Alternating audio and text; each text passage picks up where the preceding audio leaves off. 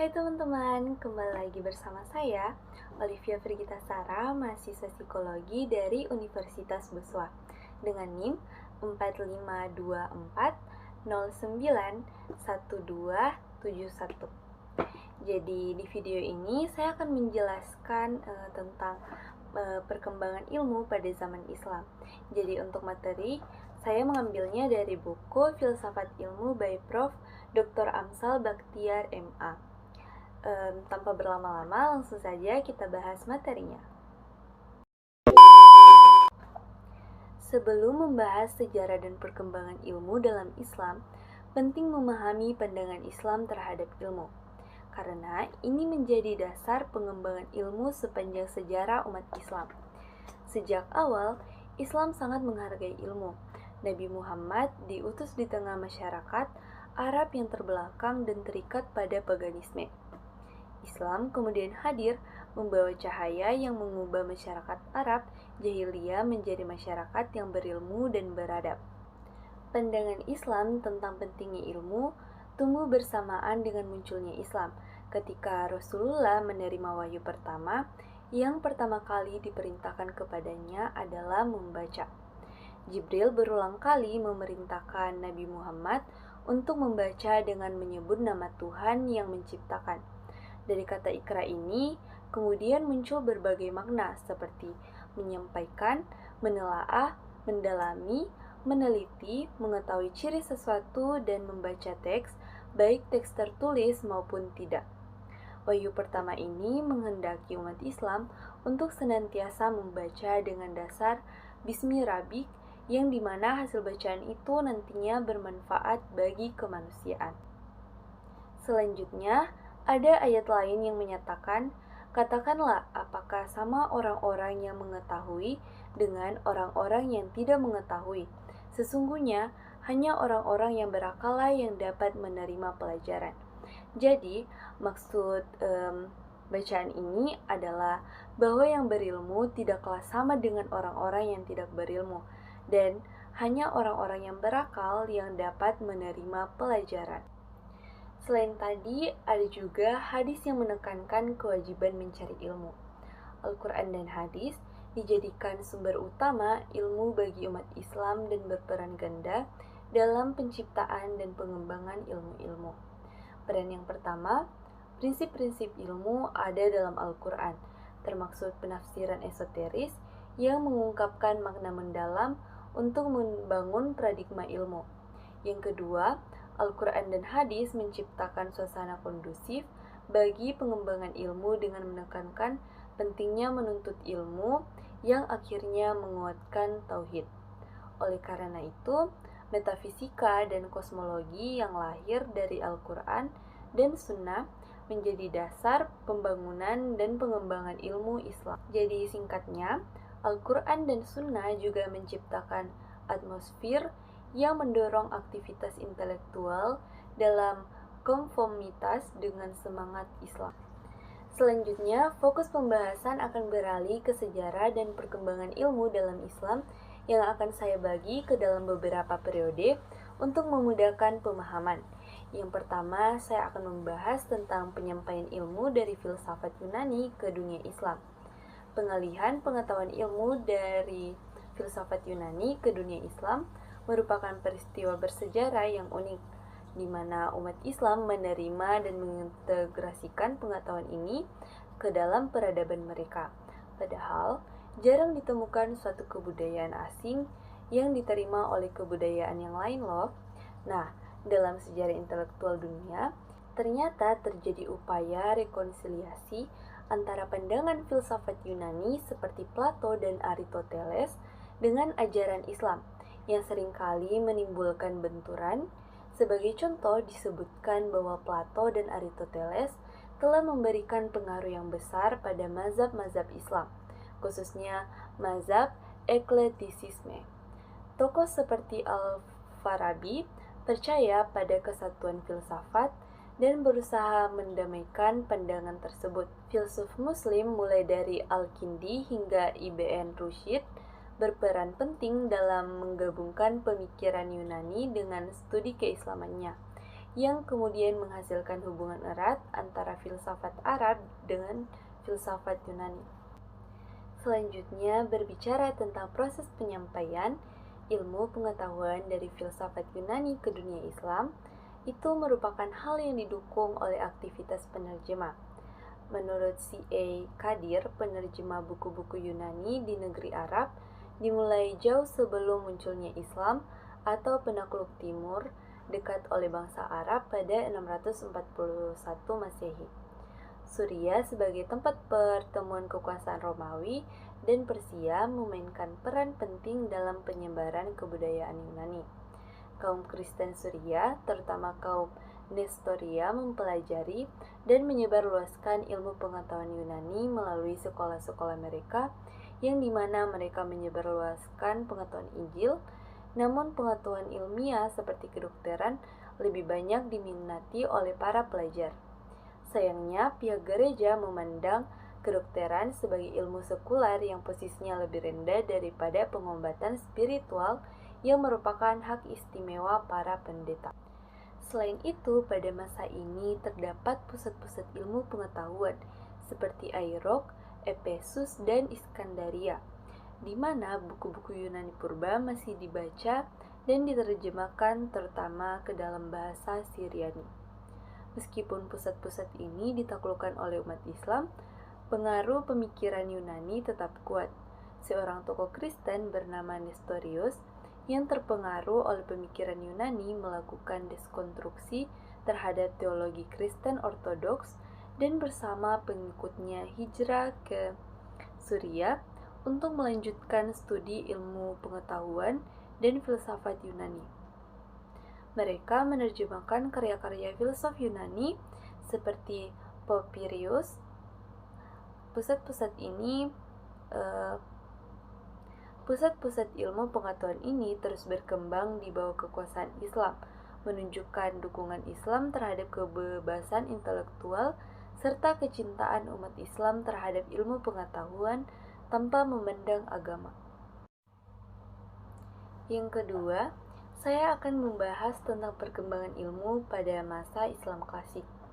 Sejak Nabi Muhammad hingga Khalaf al-Rasyidun, pertumbuhan dan perkembangan ilmu berkembang pesat sesuai dengan tantangan zaman. Peristiwa Fitnah al-Kubra, yang merupakan peristiwa yang tidak hanya berdampak politis, tetapi juga memengaruhi perkembangan ilmu di dunia Islam. Setelah Fitnah al-Kubra, muncul berbagai aliran teologis seperti Syiah, Khawarij, dan kelompok Mu'awiyah, yang sebagian besar didorong oleh alasan politis. Di tengah konflik ini, dua tokoh besar, Abdullah Umar dan Abdullah ibn Abbas, tidak terlibat dalam perdebatan teologis, melainkan fokus pada ilmu agama. Umar mendalami hadis, sementara Abbas menekuni tafsir. Keduanya dianggap sebagai pelopor institusi keulamaan dan kajian mendalam tentang Islam, serta dikenal sebagai moyang dari golongan Sunni atau al-Sunnah wa al-Jamaah. Pasca Fitnah al-Kubra, muncul berbagai aliran politik dan teologi dalam Islam, yang meskipun masih dalam bentuk embrio, kemudian berkembang menjadi kajian teologis yang lebih sistematis. Contohnya adalah perdebatan mengenai hukum bagi orang yang berdosa besar dan kebebasan manusia dalam menentukan perbuatannya, yang sudah dimulai antara Mu'tazilah dan Khawarij. Dari sini, peran akal dalam pemikiran Islam mulai terlihat. Tahap penting lainnya adalah masuknya unsur budaya luar seperti Perosemitik atau Zoroastrianisme, Yahudi Kristen, dan Helenisme ke dalam Islam. Pengaruh Helenisme membawa pandangan dikotomis mendukung Jabariyah dan Qadariyah, yang kemudian diselaraskan oleh tokoh seperti Abu al-Hasan al-Asy'ari dan al-Maturidin dengan menggunakan argumen filsafat Aristoteles. Yang ketiga, saya akan membahas tentang perkembangan ilmu pada masa kejayaan Islam. Pada masa kejayaan kekuasaan Islam, terutama di bawah dinasti Umayyah dan Abbasiyah, ilmu pengetahuan berkembang pesat. Membawa Islam ke masa keemasannya, sementara wilayah lain masih berada di masa kegelapan peradaban atau Dark Age. Tokoh-tokoh penting seperti Al-Mansur, Al-Mamun, dan Harun al-Rashid sangat mendukung perkembangan ilmu. Al-Mansur memfasilitasi penerjemah karya-karya filsafat Yunani ke dalam bahasa Arab. Pada masa Harun al-Rashid, penerjemah terus berlangsung, terutama buku-buku kedokteran oleh Yahya Ibri Masawah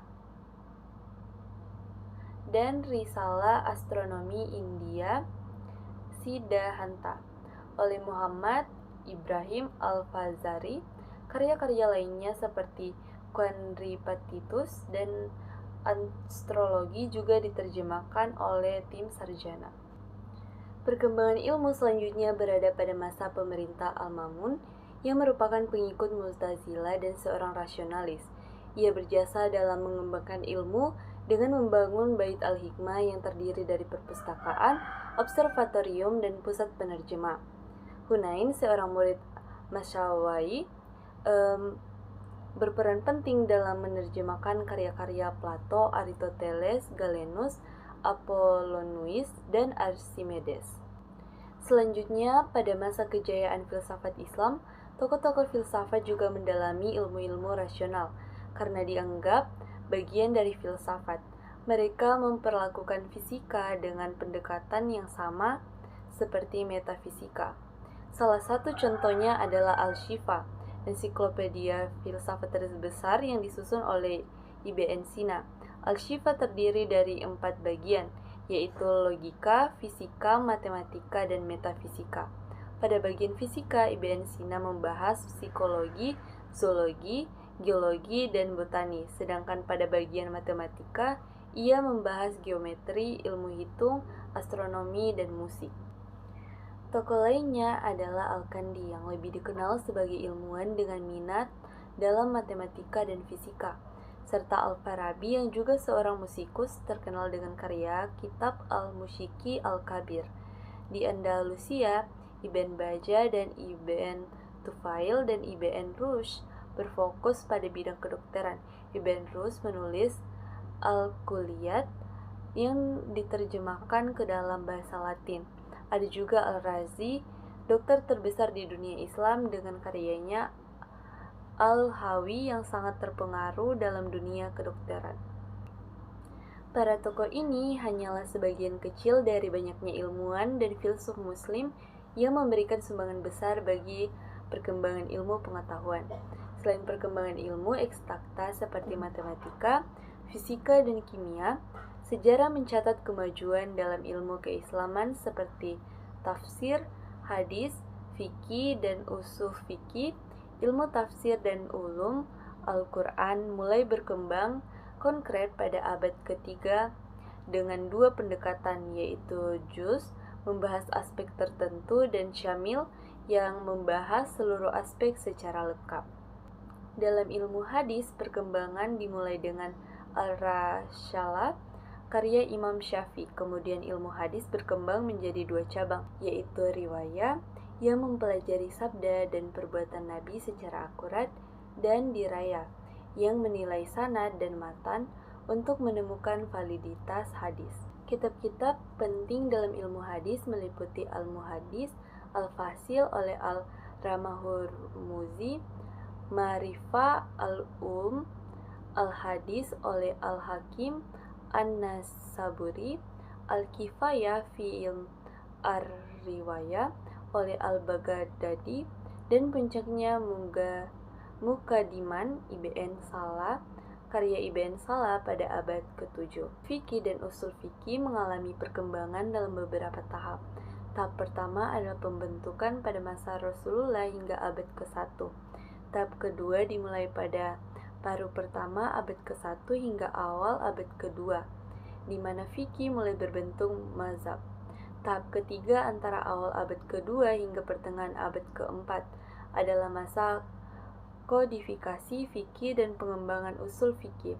Tahap keempat ditandai oleh kemunduran fikih setelah jatuhnya Baghdad ke bangsa Tartar dan tertutupnya pintu ijtihad oleh para ulama. Selain itu, transformasi ilmu dari dunia Islam ke Barat terjadi karena dua faktor utama, yaitu kontak pribadi dan kegiatan penerjemah. Kontak ini terjadi melalui interaksi orang Kristen Timur dengan dunia Islam setelah penaklukan Arab, serta kedekatan geografis antara Byzantium dan dunia Islam. Penerjemah juga menjadi pendorong penting, terutama setelah abad ke-12 dengan Toledo dan Palermo sebagai pusat penerjemah utama berkat peran orang Yahudi yang menjembatani hubungan antara Kristen dan Islam. Abad ke-18 adalah masa terburuk dalam sejarah Islam, di mana peradaban Islam mengalami kemerosotan besar. Menurut Lothrop Stoddard, pada masa itu dunia Islam hanya tersisa ritual kosong tanpa semangat, dan jika Nabi Muhammad hidup kembali, ia akan mengutuk umatnya sebagai murtad dan musyrik. Salah satu penyebab utama kemunduran peradaban Islam menurut Iqbal dalam The Reconstruction of Religious Truth in Islam adalah penerima konsep realitas Yunani yang statis, sementara Islam sejatinya bersifat dinamis. Ilmu pengetahuan menurut Amin Abdullah bersifat historis dan selalu mengalami shifting paradigm atau pergeseran pemikiran, di mana perubahan, perbaikan, dan perumusan ulang adalah hal yang wajar. Jika tidak ada perubahan ini, ilmu akan menjadi statis dan mendek. Kemunduran tradisi keilmuan Islam sebagian disebabkan oleh kesalahpahaman terhadap pemikiran Al-Ghazali yang dianggap menolak filsafat melalui karyanya Tahaful al-Falasifa. Fikih sebagai ilmu pertama yang dikembangkan oleh umat Islam menggunakan metode deduktif dari sumber tetapnya, yaitu Al-Quran, Sunnah, Ijma, dan Qiyas. Namun metode deduktif ini mengakibatkan hilangnya semangat metode induktif yang berkontribusi pada kemunduran intelektual di masa dekadenis, menyebabkan dogmatisme dan taklid secara membuta. Penguasa seringkali takut pada penyebaran pengetahuan karena bisa melemahkan kekuasaan mereka. Penyebaran ilmu mengancam kekuasaan elit, feodal, dan agama yang berbasis hak istimewa. Selain itu, kesulitan ijtihad dan asketisme mistis juga memperburuk kemunduran tradisi intelektual Islam. Dari materi yang saya jelaskan tadi dapat disimpulkan bahwa Islam sejak awal menekankan pentingnya ilmu pengetahuan sebagaimana tercermin dalam wahyu pertama yang diterima Nabi Muhammad. Pandangan Islam tentang ilmu membawa perkembangan intelektual besar, termasuk ilmu pengetahuan lainnya ke dalam dunia Islam. Para ilmuwan dan filsuf muslim seperti Al-Farabi, Ibn Sina, dan Ibn Rus berperan penting dalam menggabungkan filsafat Yunani dengan ajaran Islam yang kemudian menghasilkan kemajuan dalam berbagai disiplin ilmu. Pada masa kejayaan Islam, ilmu berkembang pesat didukung oleh khalifah seperti Al-Mansur dan Al-Mamun. Namun memasuki abad ke-18, tradisi keilmuan Islam mengalami kemunduran. Faktor-faktor seperti dogmatisme, penolakan terhadap filsafat, serta kekhawatiran penguasa terhadap penyebaran ilmu turut berkontribusi pada kemerosotan tersebut. Kemajuan intelektual yang semula dinamis akhirnya menjadi stagnan karena perubahan paradigma yang terhambat. Saya harap materi yang saya sampaikan tadi dapat berguna bagi teman-teman dan tentunya bagi saya sendiri. Terima kasih atas perhatiannya dan sampai jumpa di video pembahasan materi selanjutnya. Bye-bye.